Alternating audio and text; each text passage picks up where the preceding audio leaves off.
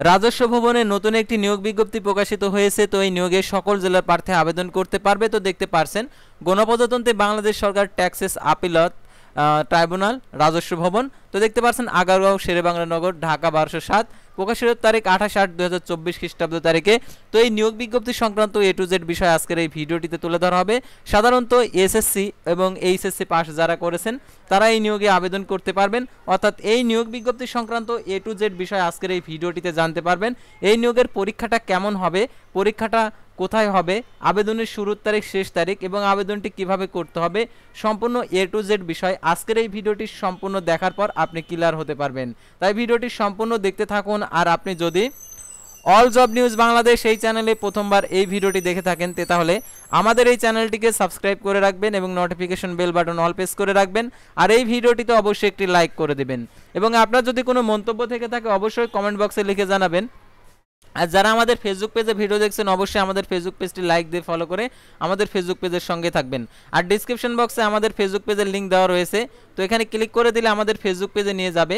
আর এই সার্কুলারটিও আপনি আমাদের ফেসবুক পেজ থেকে ডাউনলোড করে নিতে পারবেন। আর জরুরি প্রয়োজনে হোয়াটসঅ্যাপ এবং ইমো নাম্বার দেওয়া রয়েছে, আপনারা যোগাযোগ করতে পারেন। তো দেখতে পাচ্ছেন আমাদের ফেসবুক পেজে প্রত্যেকটা নিয়োগ বিজ্ঞপ্তির বিস্তারিত আকারে বর্ণনা করা রয়েছে, আবার সেই সার্কুলারগুলো আর কি পোস্ট করা হয়েছে। তো আপনারা অবশ্যই আমাদের চ্যানেলে এসে নিয়োগ বিজ্ঞপ্তি সংক্রান্ত A to Z বিষয় আপনারা জেনে নেবেন। আমাদের চ্যানেলে এবং ফেসবুক পেজে যে সকল আপডেটগুলো জানতে পারবেন, সরকারি বেসরকারি এনজিও, ডিফেন্স, শিক্ষক নিয়োগ, sales marketing, railway job, NGO job, এক কথায় সকল ধরনের নিয়োগ বিজ্ঞপ্তির আপডেট জানতে পারবেন। পাশাপাশি নিয়োগ পরীক্ষার সময়সূচিগুলো জানতে পারবেন। তো আর কথা না বাড়িয়ে চলে যাচ্ছি মূল বিষয়ে, যেহেতু ট্যাক্সেস আপিলাত আদালতে আর কি নিয়োগ বিজ্ঞপ্তি, সেই নিয়োগ বিজ্ঞপ্তিটা আপনাদেরকে দেখিয়ে দিচ্ছি। আর অবশ্যই এই ভিডিওটি শেয়ার করে আপনাদের বন্ধুদের মাঝে পৌঁছে দেবেন। তো দেখতে পাচ্ছেন গণপ্রজাতন্ত্রী বাংলাদেশ সরকার ট্যাক্সেস আপিলেট ট্রাইব্যুনাল রাজস্ব ভবন 10ম তলা আগারগাঁও শেরেবাংলা নগর ঢাকা 1207 28/8/2024 খ্রিস্টাব্দ তারিখে প্রকাশিত। তো দেখতে পাচ্ছেন সংশোধিত নিয়োগ বিজ্ঞপ্তি, অর্থাৎ এই নিয়োগ বিজ্ঞপ্তিটা এর আগেও প্রকাশিত হয়েছিল, এটা আবার সংশোধন করেছে, সংশোধন করে আবার পুনরায় নিয়োগ বিজ্ঞপ্তিটা আবার কি প্রকাশ করছে।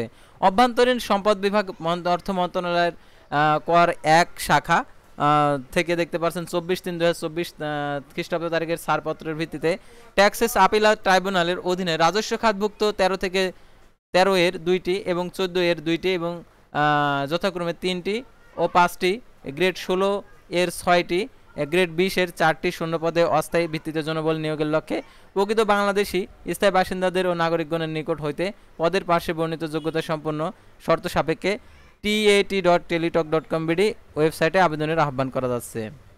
তো যারা এর আগে আবেদন করেছেন পুনরায় আর আবেদন করতে হবে কিনা সেটা আপনারা জানতে পারবেন ভিডিওটি সম্পূর্ণ দেখার পর। তো আপনারা যারা আবেদন করেছেন তারা অবশ্যই সম্পূর্ণ তথ্যগুলো দেখবেন, আসলে কি সংশোধন করা হয়েছে সেগুলো আপনারা বুঝতে পারবেন। তো দেখতে পাচ্ছেন প্রথমে পদের নাম, পদের সংখ্যা, প্রয়োজনীয় শিক্ষাগত যোগ্যতা, অভিজ্ঞতা, যে সকল জেলার প্রার্থীগণ আবেদন করতে পারবেন। প্রথমে দেখতে পাচ্ছেন 7 লিপিকার কাম কম্পিউটার অপারেটর 13তম গ্রেড 11,000 টাকা থেকে 26,590 টাকা, পদের সংখ্যা 2টি।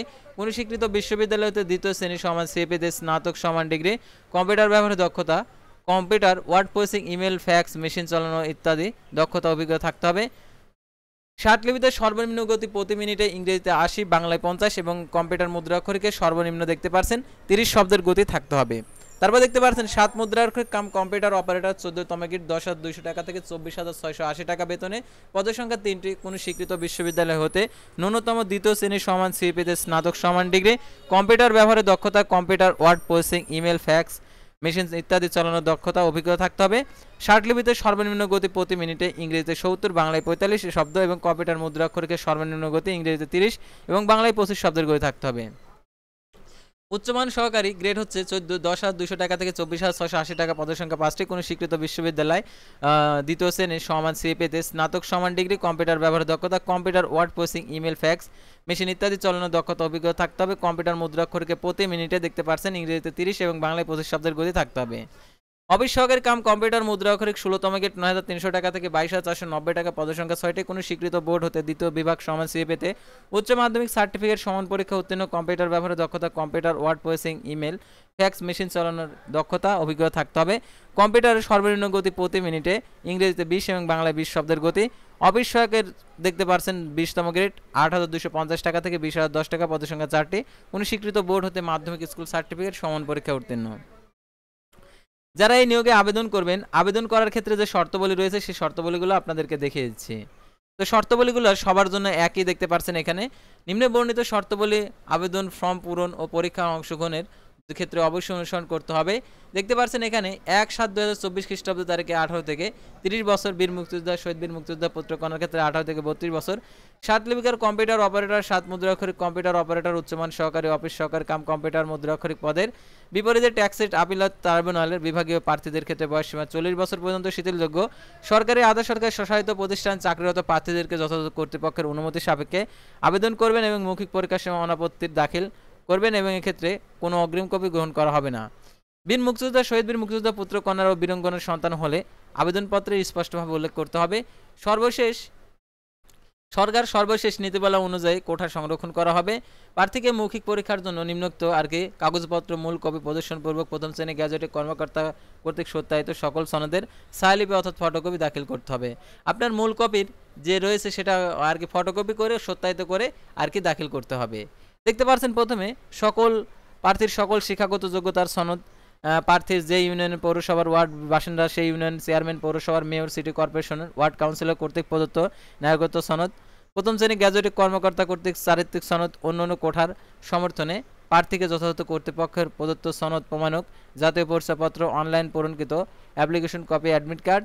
তো মুক্তিযোদ্ধার ক্ষেত্রে মুক্তিযোদ্ধার যে সার্টিফিকেট সেটা, লিখিত ও ব্যবহারিক পরীক্ষার ও মৌখিক পরীক্ষার তারিখ, পরবর্তী সময়, পরবর্তী ট্যাক্সেস আপিলত ট্রাইব্যুনাল এর নোটিশ বোর্ডে ওয়েবসাইটে দেওয়া হবে।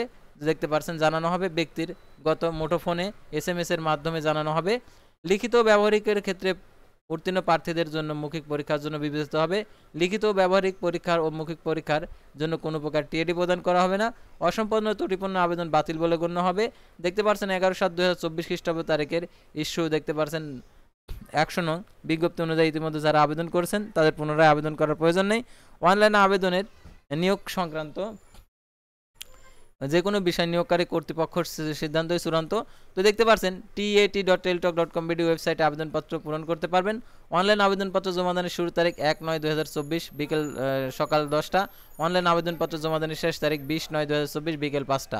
উক্ত সীমার মধ্যে ইউজার আইডি প্রাপ্ত প্রার্থীগণ অনলাইন আবেদনপত্র সাবমিট করা হলে 72 ঘন্টার মধ্যে পরীক্ষার ফি জমা দিতে পারবেন। আর দেখতে পাচ্ছেন এখানে 3 মাস পূর্বের তোলা রঙিন ছবি আপনাদেরকে 300x300 পিক্সেল করে এবং 300x80 পিক্সেল স্বাক্ষর করে আপনাদেরকে আবেদনের যে ছবি এবং সিগনেচার আপলোড করতে হবে।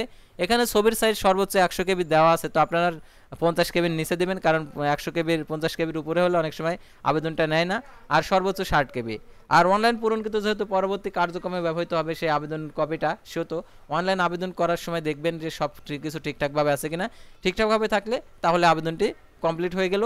এখন সেই ইউজার আইডি ব্যবহার করে 1 থেকে 4 নং ক্রমিক নং পদের জন্য 223 টাকা প্রদান করতে হবে। 5 নং পদের জন্য 112 টাকা আপনাদেরকে টেলটক সার্ভিস চার্জ সহ 72 ঘন্টার মধ্যে জমা দিতে হবে।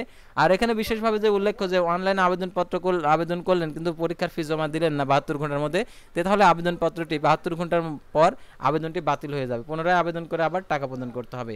তো আশা করি আপনারা বুঝতে পারছেন এই নিয়োগ বিজ্ঞপ্তি সংক্রান্ত A to Z বিষয়। তো পরবর্তী ভিডিওতে আবারও কোনো নতুন জব সার্কুলার নিয়ে আপনাদের সামনে হাজির হবে। সে পর্যন্ত সবাই ভালো থাকবেন, সুস্থ থাকবেন এবং অল জব নিউজ বাংলাদেশ এই চ্যানেলের সঙ্গে থাকবেন।